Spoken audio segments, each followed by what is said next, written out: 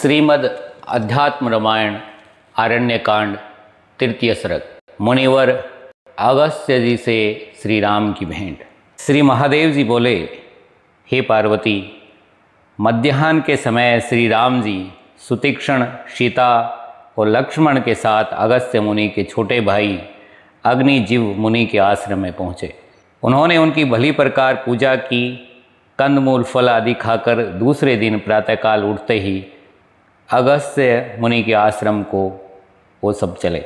वह आश्रम समस्त ऋतुओं के फल और पुष्पों से परिपूर्ण, विविध वन्य पशुओं से सेवित तथा नाना प्रकार के पक्षियों से गुंजायमान नंदनवन के समान सुशोभित था। वह ब्रह्म ऋषियों और देव ऋषियों से सेवित था तथा उसके चारों ओर उन ऋषियों के आश्रम सुशोभित थे। इस प्रकार वह साक्षात दूसरे ब्रह्मलोक के समान जान पड़ता था। आश्रम के बाहर रहकर श्री रामचंद्र जी ने सुतीक्ष्ण मुनि से कहा, हे सुतीक्ष्ण, तुम शीघ्र ही मुनिवर अगस्त्य जी के पास जाकर उन्हें सीता और लक्ष्मण के सहित मेरे आने की सूचना दो। तब सुतीक्ष्ण, बड़ी प्रसन्नता की बात है, ऐसा कह शीघ्रता से गुरुजी के आश्रम में गए। वहाँ जाकर सुतीक्ष्ण ने देखा कि मुनिश्रेष्ठ अगस्त्य मुनिमंडली से विशेषतया राम भक्तों से घिरे हुए बैठे हैं और अत्यंत भक्तिपूर्वक अपने शिष्यों को राम मंत्र की व्याख्या सुना रहे हैं। यह देखकर सुतीक्ष्ण उनके पास गए।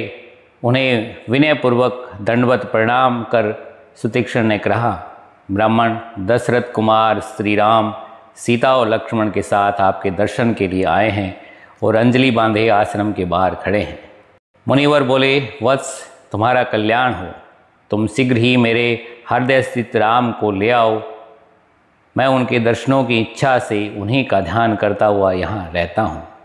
ऐसा कह वे शीघ्र ही मुनियों के साथ उठकर स्वयं श्री रामचंद्र जी के पास आए और उनसे अत्यंत भक्तिपूर्वक बोले, हे राम, आइए, आपका कल्याण हो। आज बड़े भाग्य से आपका समागम हुआ है। आज का दिन सफल है। आज मुझे मेरे प्रिय अतिथि प्राप्त हुए हैं। मुनीश्वर को आते देख श्री रामचंद्र जी अत्यंत आनंदित होकर लक्ष्मण और सीता के सहित पृथ्वी पर दंड के समान लेट गए।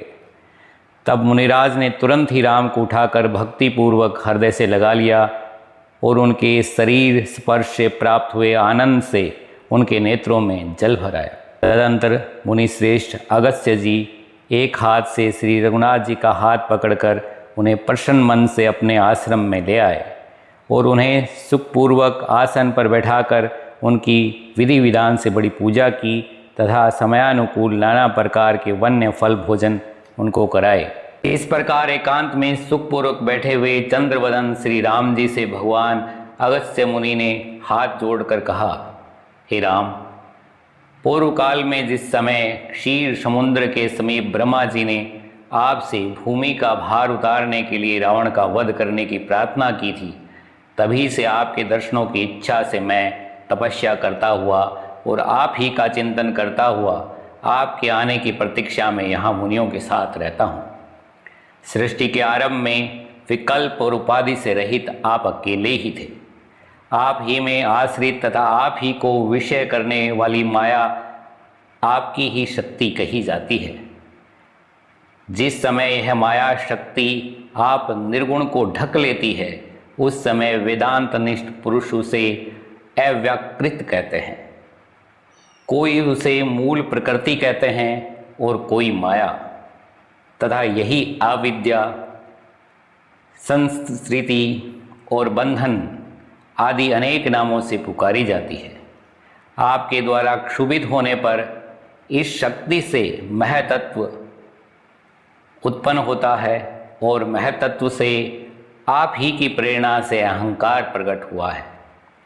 महतत्व से ओतप्रोत वह अहंकार तीन प्रकार का हुआ, जो सात्विक, राजस और तामस कहलाता है। हे राम, तामस अहंकार से शब्द, स्पर्श, रूप, रस, गंध, ये 5 सूक्ष्म तन्मात्राएं हुई और इन सूक्ष्म तन्मात्राओं से उनके गुणानुसार क्रमशः आकाश, वायु, अग्नि, जल और पृथ्वी ये 5 स्थूल भूत हुए।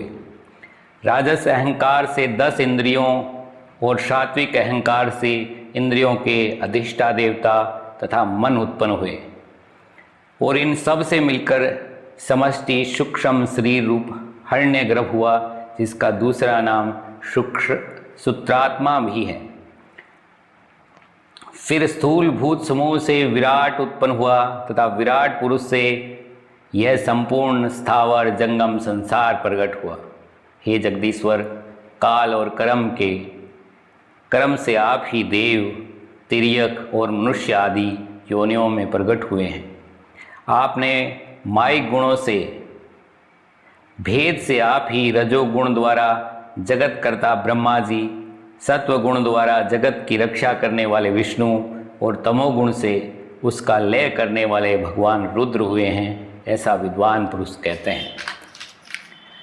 हे राम, बुद्धि के सत्व, रज और तम, इन 3 गुणों से ही प्राणियों की क्रमशः जागृत, शोपन और सुषुप्ति, ये 3 अवस्थाएं होती हैं, पर आप इन तीनों से सर्वथा पृथक, इनके साक्षी, चित स्वरूप और अविकारी हैं। हे रघुनंदन, जिस समय आप सृष्टि रूपी लीला का विस्तार करना चाहते हैं, उस समय माया को अंगीकार कर गुणवान से हो जाते हैं। हे राम, आपकी यह माया सदा विद्या और अविद्या 2 रूप से ही भासती है। जो लोग प्रवृत्ति मार्ग में लगे रहते हैं वे अविद्या के वशीभूत हैं, और वेदांतार्थ का विचार करने वाले निवृत्ति प्रायण और आपकी भक्ति में निरत हैं, वे विद्या में समझे जाते हैं। इनमें से जो अविद्या के वशीभूत हैं वे सदा जन्म मरण रूप संसार में फंसे रहते हैं, और जो विद्याभ्यासी हैं वे ही नित्य मुक्त हैं। संसार में जो लोग आपकी भक्ति में तत्पर और आप ही के मंत्र की उपासना करने वाले होते हैं, उन्हीं के अंतःकरण में विद्या का प्रादुर्भाव होता है और किसी को नहीं। अतः जो पुरुष आपकी भक्ति से संपन्न है वे निस्संदेह मुक्त ही हैं। आपकी भक्ति रूप अमृत के बिना सोपन में भी मोक्ष नहीं हो सकता। हे राम, और अधिक क्या कहूँ, इस विषय में जो सार बात है वह तुम्हें बताए देता हूँ। संसार में साधु संग ही मोक्ष का मुख्य कारण कहा गया है।